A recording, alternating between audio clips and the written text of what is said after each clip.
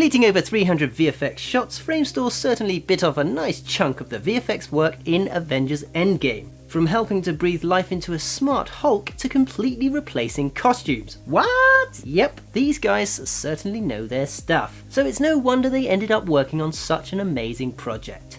Hi, I'm Jamie Gutierrez from Fame Focus, and this is a VFX breakdown of Avengers Endgame Part 3.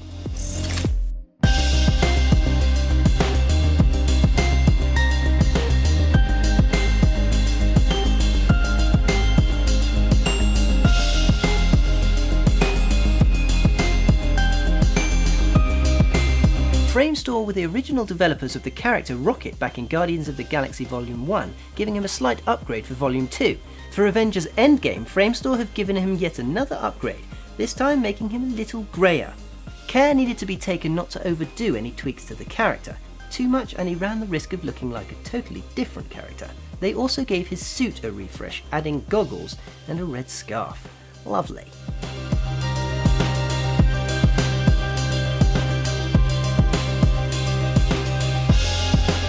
Next up is the quantum suits made of high-tech armoured cloth and carbon fibre that we see them wearing to travel through the quantum realm. Fun fact for you, they weren't even wearing them. Nope, for these shots the actors just wore their everyday casual superhero costumes. Why, you may ask? Well, the most logical explanations are timing, flexibility and convenience. Having fully CGI costumes would have meant that they weren't locked into any specific design, nor did they have to wait for costumes to be made.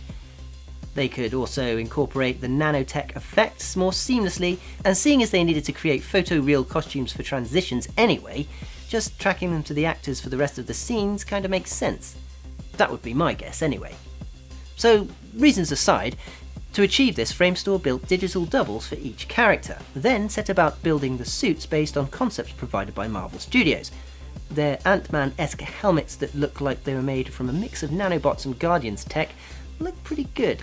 Although I personally think they could have improved it a tiny bit by adding a little head jolt from the inertia of the helmet when it flips forwards. At the moment, the actors just stay completely still.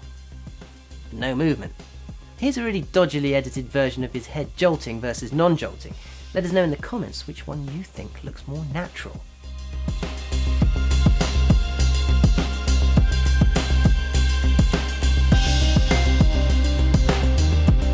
Now, brushing aside this costume swap, been there, done that, let's talk about what Framestore did to bring back the quantum van from Ant-Man and the Wasp.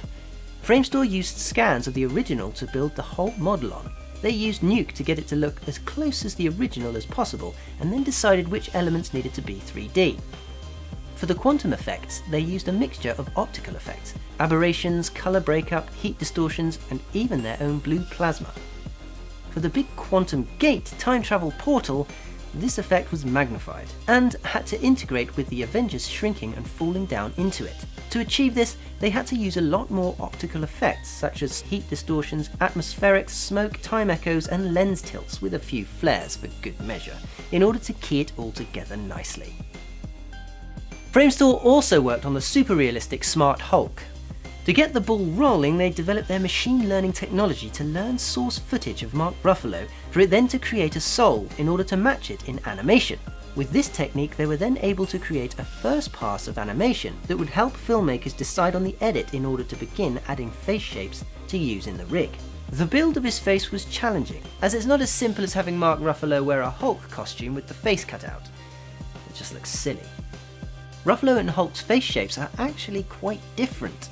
For example, Hulk has a bigger mouth and deeper eye sockets, so tiny changes to Ruffalo's face actually had a huge effect on Smart Hulk's performance. So a new subset of facial shapes was created with more complex and nuanced expressions to give animators that extra bit of control that they needed.